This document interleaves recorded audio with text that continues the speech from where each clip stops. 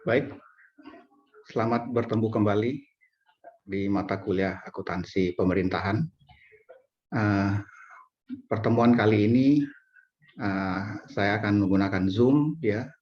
Mungkin dalam beberapa pertemuan sebelumnya kita sudah menggunakan video terus, ya. Sore ini saya akan melanjutkan materi yang berhubungan dengan masih mengenai sistem akuntansi, ya. Dan untuk pertemuan ke-9 kali ini, saya akan membahas mengenai sistem akuntansi pemerintah pusat. Ya.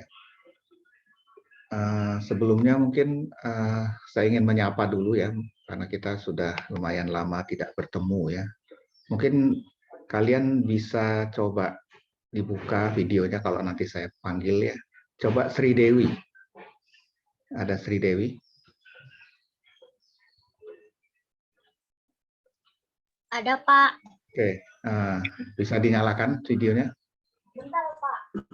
Oke. Ya, sementara menunggu mungkin Nur Ajeng Sapitri. Ada Iya, Nur Pak. Ajeng? Ada. Ya. Bisa dinyalakan sebentar.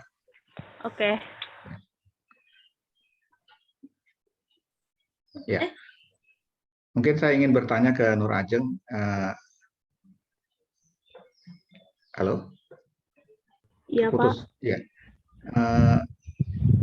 Dalam beberapa materi yang saya sampaikan sebelumnya, yang menggunakan video, ya, mungkin awalnya menggunakan Zoom, ya, waktu pertemuan pertama, itu kira-kira bisa mengikuti atau tidak menggunakan video yang saya kirimkan? Bisa, Pak. Bisa. Ada masalah nggak waktu mengikutinya? Alhamdulillah nggak, kan soalnya teori ya.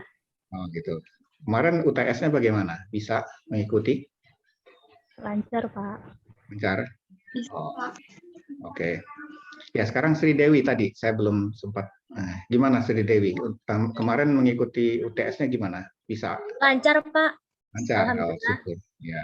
Terus untuk materi sebelumnya yang saya berikan, bisa mengikutinya nggak? Walaupun melalui video, tidak Bisa, melalui Zoom? Pak. Bisa? Oh, baik. Ya, mungkin itu salah satu dari ini, ya, gambaran dari teman-temannya mengenai perkuliahan kita selama ini, ya. Oke, ya mungkin saya nggak banyak tanya yang lain lah, paling tidak itu sudah mewakili, ya. Saya akan mulai juga materi ini, ya. Sebentar saya akan share screen-nya. Saat ini sudah ada 28 yang hadir, ya. Kita tunggu sambil yang lain mengikuti juga.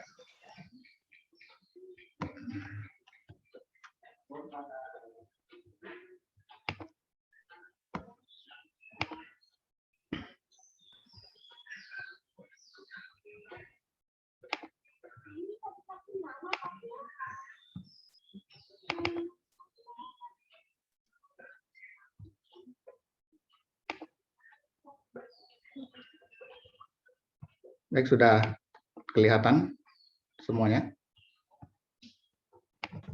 Sudah, Pak. Sudah, Pak.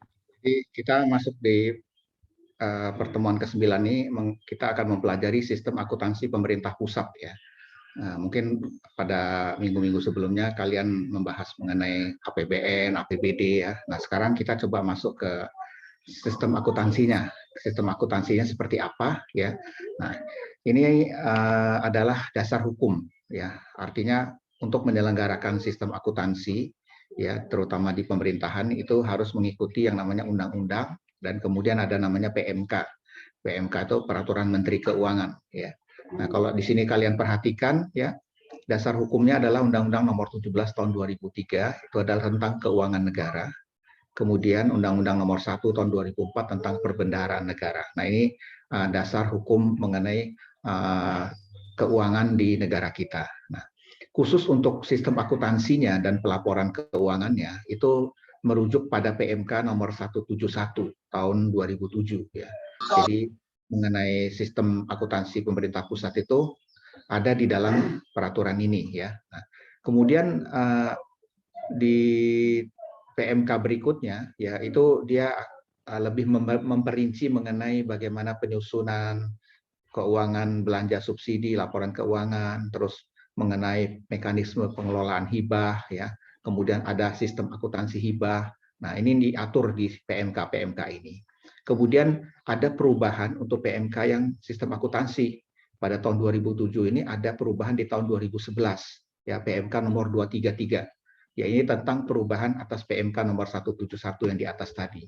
Nah, ini mengenai sistem akuntansi dan pelaporan keuangan pemerintah pusat. Nah, ini yang nanti akan kita bahas, ya, ada perubahan di situ, ya. Nah, kemudian di PMK selanjutnya adalah sistem akuntansi transaksi khusus dan sistem akuntansi pelaporan keuangan badan lainnya. Nah, ini biasanya nanti akan memperinci hal-hal yang lain yang berhubungan dengan sistem akuntansi pemerintah, ya. Baik. Nah, sekarang kita ingin melihat apa sih sebenarnya fungsi dari bendahara negara, ya. Nah, mungkin kalian pasti tahu bahwa Menteri Keuangan itu adalah bendahara negara kita, ya, karena dia yang memegang keuangan di negara kita ini. Nah, Menteri Keuangan ini selaku BUN ini adalah bendahara umum negara, ya. Itu dia menyelenggarakan akuntansi atas transaksi keuangan, aset, utang dan ekuitas dana, termasuk pembiayaan dan perhitungannya.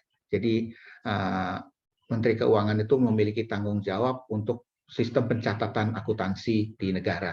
Ya, makanya dia di sini disebut dengan SA BUN, ya.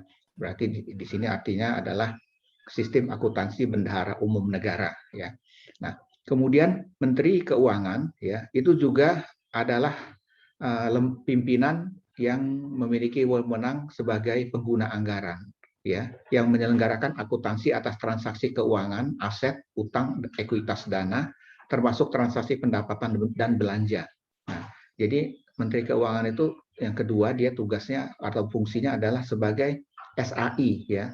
Jadi di sini disebut SAI itu sistem akuntansi instansi namanya. Nah, dia juga berhubungan dengan sistem akuntansi instansi yang mencatat yang ada di instansi pemerintah, ya. Nah, baru yang selanjutnya itu akuntansinya itu digunakan untuk apa? Itu untuk menyusun LKPP, ya, atau disebut juga dengan laporan keuangan pemerintah pusat, ya, sesuai dengan standar akuntansi pemerintahan. Nah, ini adalah fungsi dari Kementerian Keuangan, ya. Nah, bagaimana pembagian fungsinya? Ya, di sini kalian lihat, ya. Ini LKPP ini singkatan dari Lembaga Laporan Keuangan Pemerintah Pusat, ya.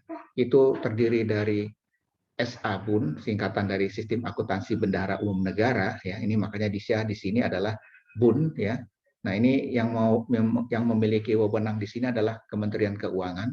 Kemudian yang di bagian kanan ini ada SAI, Sistem Akuntansi Instansi, ya, yang memiliki kewenangan, ya, laporan-laporannya itu dihasilkan dari KL, kementerian dan lembaga, ya. Jadi dari kementerian apa di sini itu mereka akan masuk ke dalam sistem SAI tadi, ya. Itu pembagiannya, ya. Nah, jadi sebenarnya kalau kita lihat, ya, apa wewenang dari Menteri Keuangan, ya. Jadi Menteri Keuangan itu sebenarnya wakil dari Presiden, ya. Jadi kalau Presiden itu memberikan kuasa kepada Menteri Keuangan untuk mengelola fiskal, ya, dan wakil pemerintah, ya. Jadi di sini kepemilikan kekayaan negara itu dipisahkan. Nah, ini nanti sebenarnya kuasanya dari Menteri Keuangan, ya. Nah, kemudian fungsi yang kedua adalah sebagai bendahara umum negara, ya. Makanya disebut dengan BUN tadi, BUN itu bendahara umum negara, ya. Itu dia fungsi yang utamanya. Nah, yang ketiga dia fungsinya adalah sebagai penyusun laporan keuangan, ya, yang merupakan pertanggungjawaban pelaksanaan APBN. Nah, jadi Menteri Keuangan itu memiliki kewenangan untuk membuat laporan keuangan, ya. Dan yang berikutnya adalah dia menetapkan sistem penerimaan dan pengeluaran kas negara. Jadi Menteri Keuangan dia mengatur penerimaan uang berapa, pengeluaran uang negara juga berapa. Di situ dilakukan oleh Kementerian Keuangan, ya. Nah, dia yang berikutnya dia menempatkan uang negara dan mengelola atau menata usahakan investasi, ya. Nah, ini fungsi dari Menteri Keuangan yang mengelola dan menata usahakan investasi, ya. Dan keenam, dia melakukan pinjaman dan memberikan jaminan atas nama pemerintah, ya. Jadi kalau misalnya negara kita meminjam uang dari lembaga-lembaga kreditur, ya, itu nanti Menteri Keuangan yang melakukannya, ya, dengan adanya jaminan, ya. Dan itu biasanya pemerintah nanti yang akan menyiapkan, ya. Berikutnya apa? Nah, berikutnya adalah mengelola utang dan piutang negara. Ya, jadi fungsi Menteri Keuangan itu adalah sebagai pengatur dari utang dan piutang. Ya, jadi dia nanti yang menagih piutang dan juga membayar utang. Ya. Dan yang kesembilan, dia menetapkan sistem akuntansi dan pelaporan keuangan negara. Nah, ini yang utamanya di sini ya. Jadi sistem akuntansinya dan pelaporannya itu adalah wewenang dari Menteri Keuangan. Ya. Dan juga Menteri Keuangan menetapkan kebijakan dan pedoman pengelolaan serta penghapusan barang milik negara. Ya, jadi kalau ada barang-barang yang memang harus dihapus buku, nah itu wewenang dari Menteri Keuangan. Ya. Nah, kemudian menunjuk pejabat kuasa bendahara umum negara. Jadi nanti fungsi dari Menteri Keuangan dia juga akan menunjuk kuasa-kuasa pengguna anggaran. Ya, itu biasanya di proyek-proyek pemerintah. Ya. Nah, dan yang terakhir adalah Menteri Keuangan atau pejabat pengelola keuangan daerah selaku bendahara umum negara atau daerah menyelenggarakan akuntansi atas transaksi keuangan, aset, utang, dan ekuitas dana, termasuk transaksi pembiayaan dan perhitungannya. Nah, jadi semua hal-hal yang berhubungan dengan akuntansi itu ada di Menteri Keuangan. Ya. Nah, jadi kalau kita lihat dari sini bagannya, ya, pengelolaan keuangan negara itu, yang paling tinggi itu adalah Presiden. Ya. Karena presiden itu adalah pemegang kekuasaan PKM ya. Nah, di sini ada menteri-menteri di bawahnya ya. Nah, menteri-menteri yang lain ini itu dia adalah pengguna anggaran. Ya, misalnya Menteri Pendidikan, Menteri Pertahanan, dia pengguna. Nah, termasuk Menteri Keuangan juga ada pengguna anggaran. Nah, tetapi di sini fungsi Menteri Keuangan ya, selain dia juga menggunakan anggaran, dia juga nanti ada fungsinya sebagai pengelola fiskal atau bendahara umum negara. Jadi dia ini adalah bendaharanya dari presiden, bendaharanya dari negara. Makanya di sini ada garis titik-titik. Ya, ini biasanya garis fungsi sebagai pembantu presiden ya. Nah, baru nanti di bawahnya Menteri Keuangan itu dia akan membawahi beberapa badan-badan yang ada di bawah Kementerian Keuangan ya. Di sini bisa kita lihat ada hutang hibah, utang dana hibah, kemudian penerusan pinjaman, ya, ada investasi, ada subsidi belanja, ada transfer ke daerah. Nah, ini biasanya dalam APBN itu nanti akan dialokasikan dananya ke daerah-daerah. Ya. Ada badan lainnya dan ada transaksi khusus. Nah, ini adalah bagian dari bagaimana proses keuangan negara kita berjalan. Ya. Nah, sekarang kita lihat bagaimana sistem akuntansinya. Ya. Nah, jadi sistem akuntansi itu hampir sama dengan perusahaan juga ya. Walaupun ini negara, tapi dia paling tidak flow-nya itu mirip seperti ini. Jadi kalau kalian lihat di sini ya, akuntansi itu kan selalu dimulai dari dokumen transaksi ya. Jadi sebelum kita mencatat apapun pasti ada dokumennya atau sumbernya ya. Di sini yang disebut dengan input namanya. Nah, baru setelah itu nanti masuk ke proses berikutnya. Nah, ini proses ini yang kita sebut nanti dengan pencatatannya ya. Itu dia ada analisa transaksi, ada jurnal ya, ada debit kredit ya, ada jurnal entry ya. Kemudian ada postingnya. Nah, ini proses biasanya disebut. Nah, hasilnya adalah laporan keuangan yang disebut dengan output ya. Nah, laporan keuangan pemerintah itu ada di sini LRA ya. Ini nanti kita akan lihat apa itu LRA, laporan disingkat dari laporan realisasi anggaran. Kemudian ada neraca, ada LAK, ada CALK ya. Nah, nanti kita lihat apa-apa itu aja yang ada di laporan pemerintah ya. Nah, ini laporan ini harus relevan ya, harus andal ya. Relevan artinya sesuai dengan periode itu ya. Andal itu bisa dipercaya laporannya dan kemudian dapat dibandingkan, kemudian dapat dipahami ya. Nah, ini semua yang masuk ke dalam lingkungan sistem akuntansi ini itu selalu akan ada hal-hal di luar yang akan mensupportnya ya. Pertama pasti adalah prosedur transaksi atau kita sebut dengan SOP ya. Jadi di sini harus diformulasikan SOP-nya dulu. Kemudian ada bagian akun standar ya. Kalau misalnya kalian tahu kalau di swasta kita nyebutnya COA, Chart of Account ya, atau bagian akun ya. Nah, itu adalah yang mengelola di dalam sistem. Kemudian pengaturan kelembagaan ya, ada lembaga-lembaga negara ya, dan itu dia ada sistem-sistemnya yang akan ada di dalam masing-masing lembaga tersebut. Nah, yang penting adalah hardware dan software. Ini biasanya accounting sistemnya nanti. Ya, accounting sistem apa yang digunakan itu di pemerintahan itu ada sendiri. Ya. Dan yang utama adalah orang yang akan melakukannya ya, yang menjalankannya itu semua. Makanya perlunya personalia yang terampil, SDM yang terampil ya di sini. Nah, Jadi kalau kita lihat bagaimana kerangka umum SAPP ya, standar akuntansi pemerintah pusat ya, itu kita mulai dari sini dulu SAPP ya. Ini DJKN, Dirjen Keuangan Negara, karena ini nanti yang akan berhubungan dengan semua pencatatan keuangan negara, lembaga inilah ya. Nah, ini nanti di bawah SAPP ya, itu nanti ada SABUN ya, Sistem Akuntansi Bendahara Umum Negara ya. Ini kodenya 999. Nah, di bawahnya itu nanti ada beberapa sistem-sistem sendiri ya yang akan mensupport dari SABUN. Ada namanya SIAP, ada namanya SAUP, ada namanya SAIP, ada SAPP ya dan sebagainya. Nanti kita lihat apa itu singkatan-singkatan ini artinya ya. Dan ini di bawahnya adalah masing-masing lembaga yang ada dalam sistem itu tersebut ya. Nah, untuk DJKN sendiri itu Dirjen Keuangan Negara itu dia membawahi yang namanya SAI ya, standar sistem akuntansi instansi, dan ada SAK, sistem akuntansi yang lain yang ada di bawahnya ini, keuangan ya namanya. Nah, ini nanti dia akan merujuk kepada ini semua ya. Ya. Sorry. Kecepatan ntar.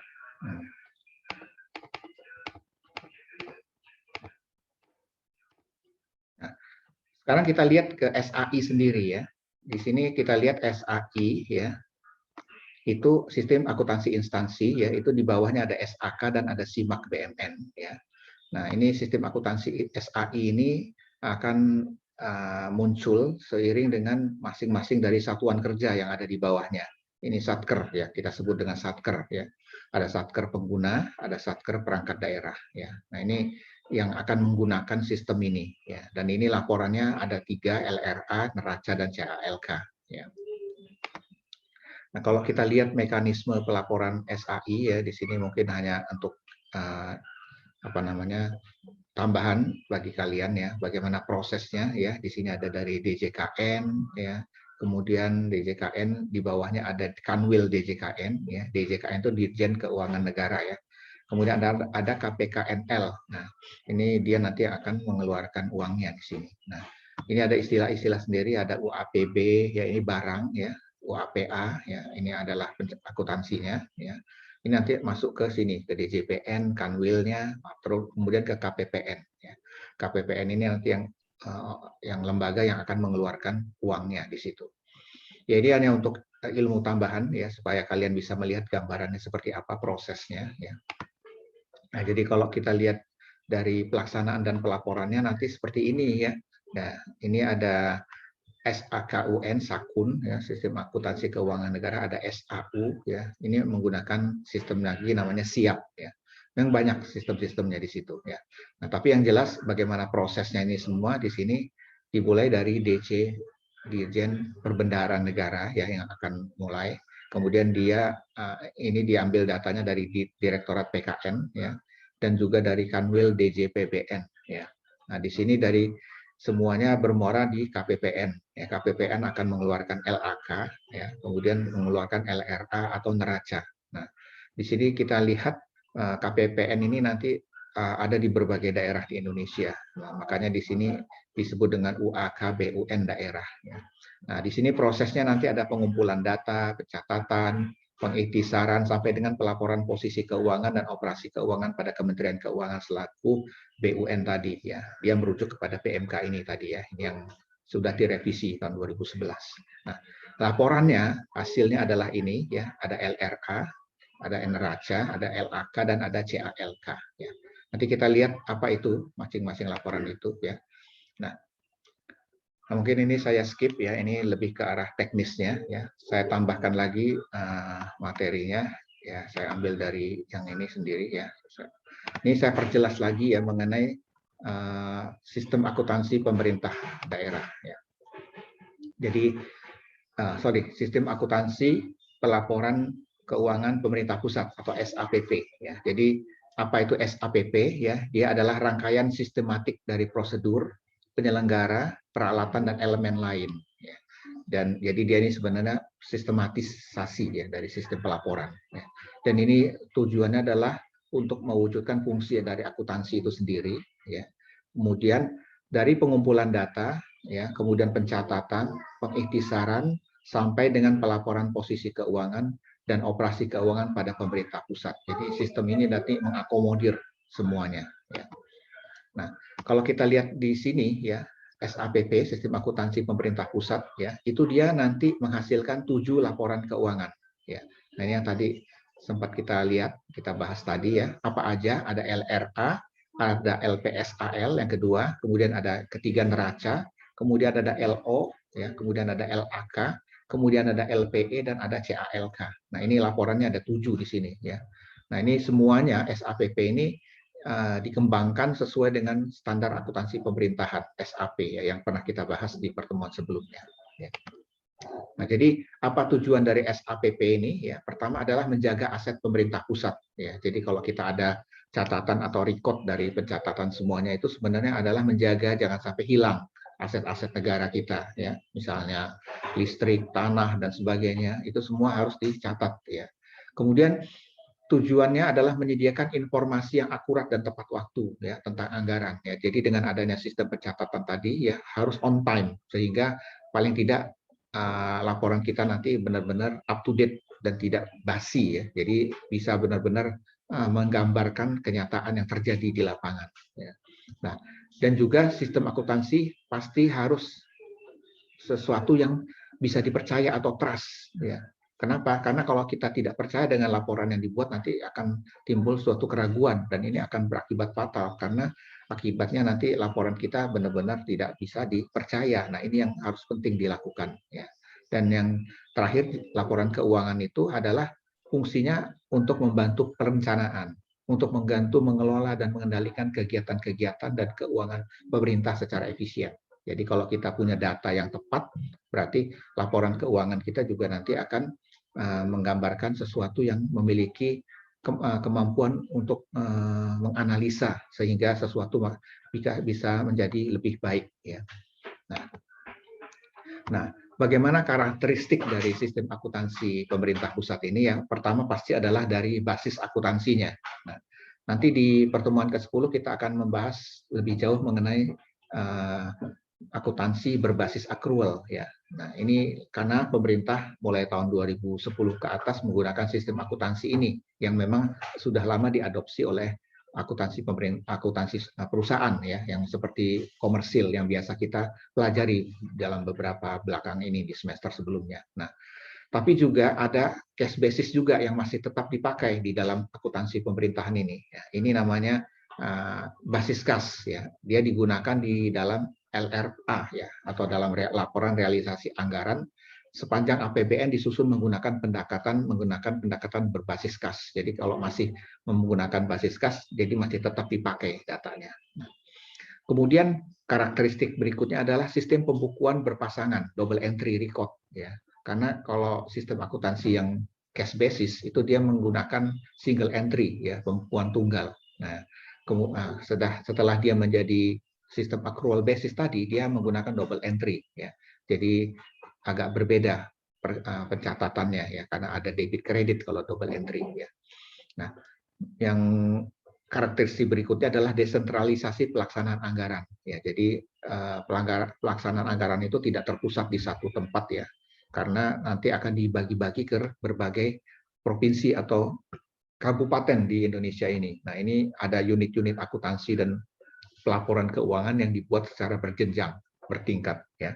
Nah, ada juga nanti bagian akun standar ya seperti chart of account kalau di perusahaan ya. Jadi di sini ada kode-kode transaksi, kemudian bagaimana proses pertanggungjawaban dan penganggaran, budgetingnya itu semua ada kode akunnya ya. Dan yang terakhir adalah karakteristiknya dia pasti menggunakan SAP tadi, standar akuntansi pemerintahan, karena proses panduan dalam melakukan pengakuan pendapatan, pengukuran, penyajian, termasuk pengungkapan transaksi itu dia harus mengacu kepada standar akuntansi pemerintahan. Ya. Nah, jadi ruang lingkup dari SAPP ini ya itu adalah seluruh organisasi yang ada di pemerintah pusat. Jadi semua pemerintahan di pusat itu harus menggunakan SAPP. Ya. Kemudian dia adalah unit akuntansi dan pelaporan keuangan pada pemerintah daerah dalam rangka pelaksanaan dekonsentrasi atau tugas pembantuan yang dananya bersumber dari APBN. Jadi pemerintah daerah pun ya yang menggunakan dana APBN, dia harus menggunakan SAPP tadi, sistem akuntansi ini. Ya.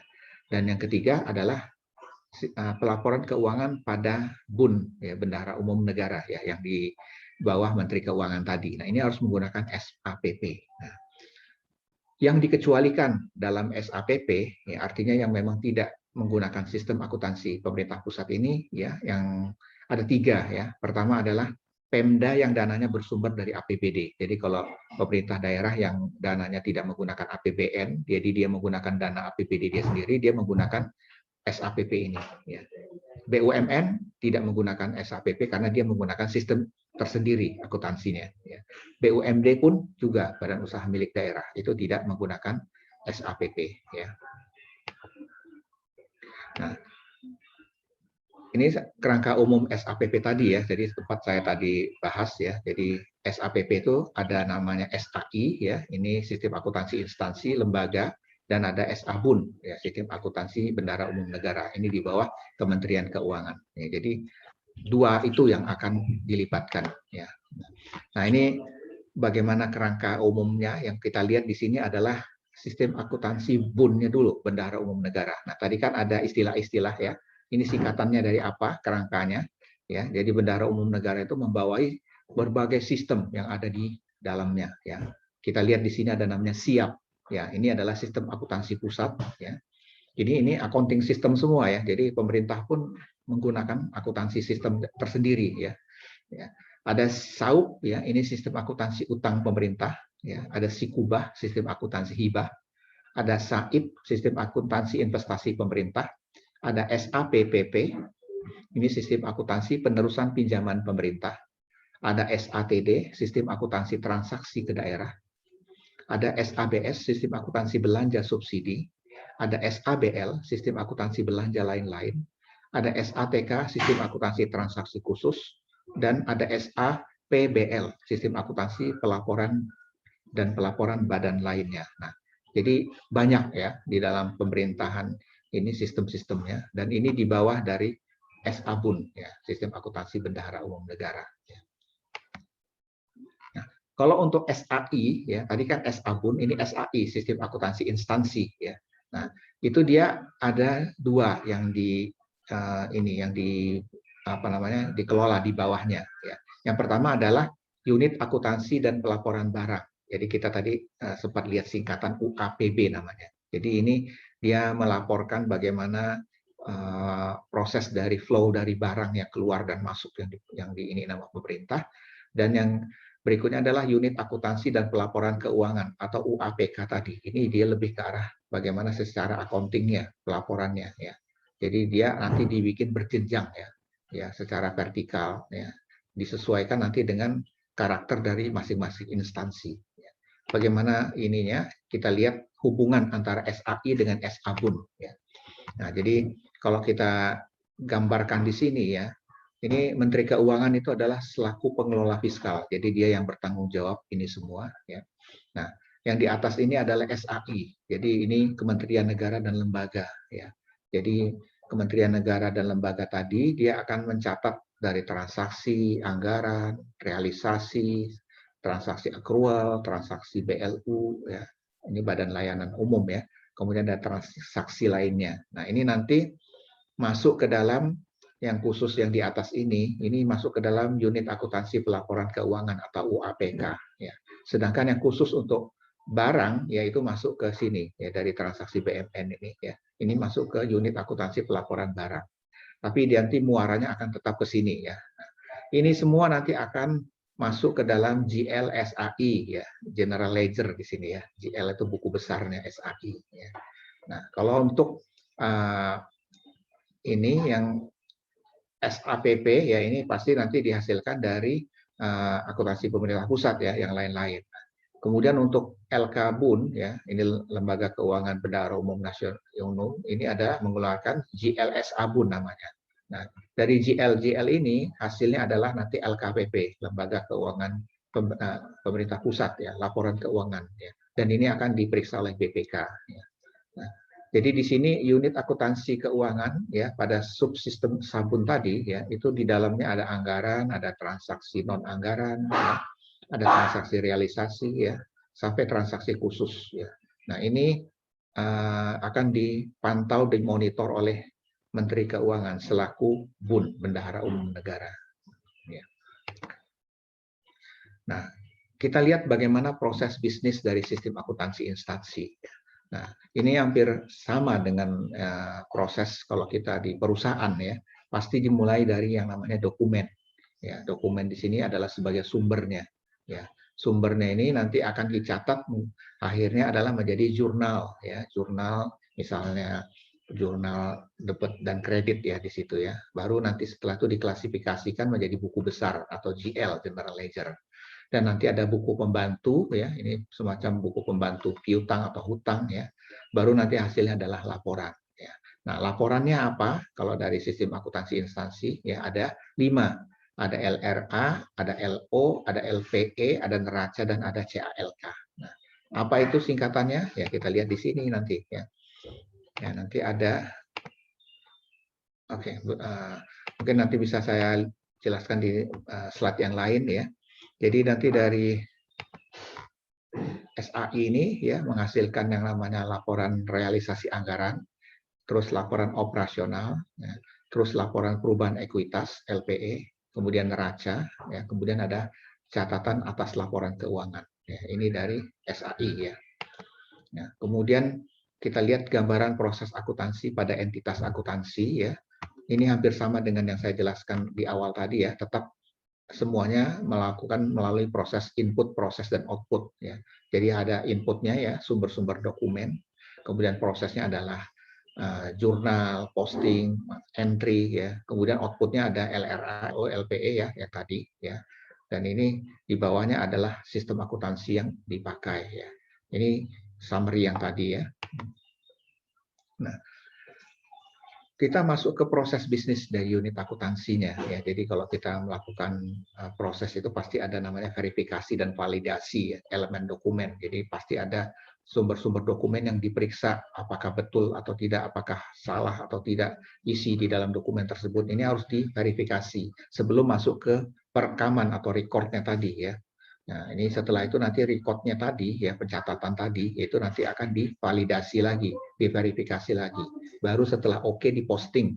Nah, kemudian setelah posting, di akhir bulan mungkin ada yang namanya rekonsiliasi atau reconcile. Ya, apakah salah atau tidak jurnalnya, apakah harus direklas ataukah harus di reverse, dibalik, ya itu nanti akan dilihat dari situ. Baru hasilnya nanti berupa data laporan keuangan. Nah, ini nanti masuk ke KPA ya, nanti ada badan yang memang ngurusin ini semua. Baru nanti tahapnya masuk ke berjenjang berikutnya ya, datanya di penerimaan data dan laporan keuangan, kemudian diverifikasi datanya, kemudian rekonsiliasi, kemudian analisa hard copy dan soft copy antara yang ada di sistem dengan yang ada di printan sama atau tidak, kemudian penggabungan data ya dan laporan keuangannya. Baru nanti pengiriman data dan laporan keuangannya. Jadi harus melalui proses ini ya sebelum masuk ke laporan. Nah, itu adalah laporan. Nah, sekarang bagaimana dengan akuntansi barang? Ya, ini untuk gambaran aja ya. Untuk akuntansi barang ya ini biasanya dalam SAI ya. Nah, ini kalau kita mungkin hanya melihat gambarannya bahwa nanti akuntansi barang itu dia dikelola oleh UAPA dan UAPB. Ya ini saya skip karena nanti supaya untuk teknisnya supaya kalian nanti lebih bisa mengerti ya. Oke. Kemudian saya akan masuk lagi ke ini ya, bagaimana karakteristik dari SAPP ya. Jadi sama dimanapun sistem akuntansi pemerintahan itu harus ada basis akuntansinya ya. Jadi apakah dia menganut sistem cash basis ataukah dia menganut sistem accrual. Jadi ini karakteristik ini yang harus tetap dipegang ya. Nah, sistem pembukuan berpasangan ya. Jadi SAPP yaitu dia menggunakan double entry record ya. Kemudian desentralisasi pelaksana akuntansi ya. Jadi akuntansinya dipecah-pecah dibagi berbagai di dalam masing-masing entity ya atau divisi yang ada di dalamnya. Kemudian harus menggunakan bagan akun standar ya, ada chart of account-nya. Kemudian harus memakai yang namanya standar akuntansi pemerintahan. Jadi karakteristiknya harus mengikuti itu. Nah, Untuk prinsip akuntansi dan pelaporan SAPP itu harus menganut yang 8 ini ya. Jadi ada basis akuntansinya, kemudian prinsip nilai historisnya. Jadi historical cost data-datanya harus menganut data-data yang historis, yang ada sejarahnya ya. Kemudian realisasi, prinsip realisasi. Jadi harus ada realisasinya berapa dari anggarannya ya. Kemudian prinsip substansi mengungguli bentuk formal ya. Prinsip periodisitas ya, prinsip konsistensi ya. Jadi laporan akuntansi harus konsisten, tidak boleh berubah-ubah. Kemudian prinsip pengungkapan lengkap, full disclosure ya. Jadi tidak boleh ada yang disembunyikan, semua harus diungkapkan. Dan yang berikutnya adalah prinsip penyajian wajar. Jadi apapun harus disajikan sewajar, tidak boleh dibuat-buat ya. Asumsi dasar akuntansi dan pelaporannya ya, itu adalah kemandirian dari entitas. Jadi masing-masing entitas itu harus mandiri, tidak boleh tergantung dengan yang lain. Jadi masing-masing benar-benar mengandalkan laporan dari keuangan di masing-masing divisi atau entity yang ada di situ ya. Termasuk kesinambungan entitas ya. Jadi asumsinya entitas itu harus sinambung, tidak ada istilahnya berhenti dan tidak beroperasi. Jadi semua harus terus-menerus harus berjalan ya. Dan terukur dalam satuan uang. Jadi kita menggunakan mata uang rupiah di sini ya, berarti harus ada ukurannya ya. Nah, jadi di sini kita summary-in lagi ya. Jadi SAPP itu terdiri dari SAI dan SABUN, kemudian dari SABUN ini terdiri dari sistem akuntansi yang ada di bawahnya ya. Itu adalah kerangka dan strukturnya ya. Nah, untuk SAI sendiri ya, dia di sini ada UAPA dan di sini ada UAPB. Ini adalah pengguna barang, yang ini adalah pengguna anggaran. Nah, di sini nanti pengguna anggaran sendiri ada pembantu yang ada di bawahnya. Jadi secara vertikal ke bawah dia berurutan ya, dimulai dari eselon 1 ya, kemudian di bawahnya nanti ada pembantu pengguna anggaran wilayah, dibagi lagi wilayah-wilayah. Baru nanti di sini yang terakhir adalah kuasa pengguna anggaran, KPA. Ya. Termasuk yang barang pun sama ya. Jadi dia urutannya seperti ini. Oke. Kalau ini teknisnya mungkin saya skip ya. Saya masuk ke bagaimana dari summary. Saya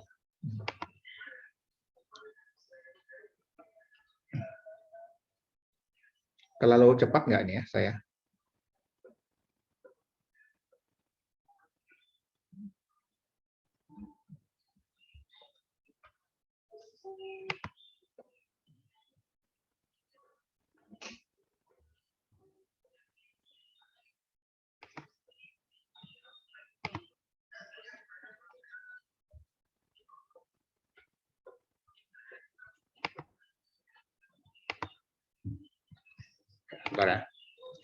Ya, jadi saya lanjutkan kembali. Jadi saya ringkas ya apa yang sudah kita pelajarin tadi ya. Jadi ruang lingkup dari sistem akuntansi pemerintah pusat ya atau SAPP tadi ya itu jadi dia menggunakan sistem akuntansi pusat namanya ya, dilaksanakan oleh Departemen Keuangan, utamanya adalah Dirjen Perbendaharaan. Nah, subsistem akuntansi pusat ini terdiri dari sistem akuntansi umum ya. Kemudian sistem menghasilkan laporan realisasi anggaran dan neraca SAU ya. Kemudian ada lagi sistem akuntansi kas umum negara atau SAKUN ya. Nah, berikutnya adalah sistem akuntansi instansi ya. Ini dilaksanakan oleh kementerian atau lembaga. Nah, subsistemnya itu adalah SAK atau sistem akuntansi keuangan. Ini menghasilkan laporan keuangan instansi ya. Kemudian sistem akuntansi barang milik negara atau SABMN. Sistem ini menghasilkan laporan barang milik negara ya. Jadi ini adalah perincian summary dari yang saya jelaskan tadi ya. Kemudian ada sistem akuntansi barang milik negara ya, yang selanjutnya disebut SABMN. Itu adalah subsistem dari SAI yang merupakan serangkaian prosedur yang saling berhubungan untuk mengolah sumber dalam rangka menghasilkan informasi untuk menyusun neraca dan laporan BMN serta laporan manajerial lainnya sesuai ketentuan yang berlaku ya. Nah, kemudian apa itu laporan keuangan pemerintah pusat ya atau LKPP ya. Jadi di sini adalah laporan pertanggungjawaban pelaksanaan anggaran pendapatan dan belanja negara, jadi APBN, yang terdiri dari laporan realisasi anggaran, kita singkat tadi dengan LRA, kemudian neraca, kemudian laporan arus kas, ya, dan catatan atas laporan keuangan, ya, atau CALK. Ini yang disusun sesuai dengan standar akuntansi pemerintah. LKPP merupakan konsolidasi laporan keuangan kementerian negara atau lembaga yang disusun berdasarkan praktek terbaik internasional. Jadi semuanya mengacu kepada standar akuntansi yang digunakan di negara-negara lain, ya, dan ini sudah paten, ya. Nah, LKPP diterbitkan tiap tahun dan pertama kali diterbitkan di tahun 2004 sejak Indonesia merdeka. Jadi kita mulai menggunakan laporan keuangan ini sejak tahun 2004. Dan LKPP ini disusun oleh Direktorat Akuntansi dan Pelaporan Keuangan Kementerian Keuangan Indonesia. Oke, jadi itu ya untuk mata materi dari akuntansi pemerintah pusat ya. Mudah-mudahan bisa kalian pahami ya mengenai ininya. Baik, saya rasa materi ini cukup sampai di sini ya. Kalau memang ada yang mau ditanyakan, silakan ditanyakan. Ya, mumpung kita menggunakan Zoom ya.